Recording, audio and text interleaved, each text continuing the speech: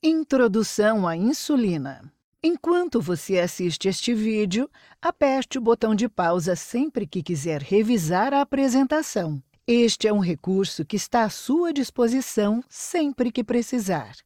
A insulina é um hormônio produzido pelo pâncreas em células especializadas com o nome de células beta. O diabético não produz quantidade suficiente de insulina para reduzir a quantidade de açúcar na corrente sanguínea, ou também chamado de glicose no sangue. A insulina permite que o açúcar, ou a glicose, vá do sangue para as células para que possa ser utilizada como fonte de energia. A insulina também impede que o fígado libere açúcar no sangue. As doses de insulina são medidas e receitadas em unidades. Existem vários tipos de insulina disponíveis, e elas possuem uma estrutura parecida com a insulina humana. Infelizmente, a insulina não pode ser administrada via oral, porque é digerida pelo ácido no estômago. Só pode ser administrada por injeção. Uma vez a insulina é injetada, ela é absorvida, ajudando o açúcar a passar do sangue para as células, onde ela pode ser utilizada como fonte de energia. Sem insulina, o açúcar permanece no sangue e as células não podem utilizá-lo como fonte de energia. Quando o nível do açúcar no sangue é alto, o corpo pode eliminar parte dele através dos rins, pela urina, o que também causa um aumento na perda de água, causando mais sede à criança, fazendo que ela urine com mais frequência. Um sintoma comum em uma criança com diabetes é acordar à noite para urinar ou passar a fazer xixi na cama. Vamos ver o que acontece com os níveis de açúcar no sangue e de insulina no decorrer do dia, em uma pessoa sem diabetes. Para regular o açúcar no sangue em uma faixa estável, o corpo libera a quantidade necessária de insulina. Alimentos que contêm carboidratos aumentam o nível de açúcar no sangue. A insulina é liberada de forma rápida para manter uma faixa saudável de níveis de açúcar no sangue. O pâncreas produz insulina ao longo do dia, mesmo quando não estamos comendo, para que as células tenham sempre uma fonte de açúcar.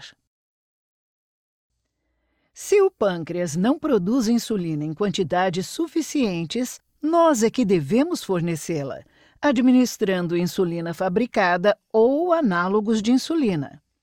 Os análogos de insulina, comparados com a insulina humana, contêm algumas mudanças em sua estrutura, o que os fazem atuar como a própria insulina do seu corpo. Existem insulinas de ação prolongada e de ação rápida. Elas começam a fazer efeito em horários diferentes e permanecem ativas por vários períodos de tempo. Existem várias marcas de insulina, mas não existem evidências de que uma é melhor do que a outra. A marca específica de insulina que você usa é determinada principalmente pela cobertura do seu seguro-saúde. O objetivo da terapia de insulina é combinar as formas de insulina de ação rápida e prolongada para imitar a forma como o corpo secreta insulina em uma pessoa que não tem diabetes. A insulina de ação rápida é administrada antes de comer. A insulina de ação prolongada fornece a insulina que o corpo precisa ao longo do dia, e ela é necessária até mesmo quando não estamos comendo, com o objetivo de manter o açúcar no sangue dentro de uma faixa saudável estabelecida. É importante armazenar a insulina de uma maneira específica.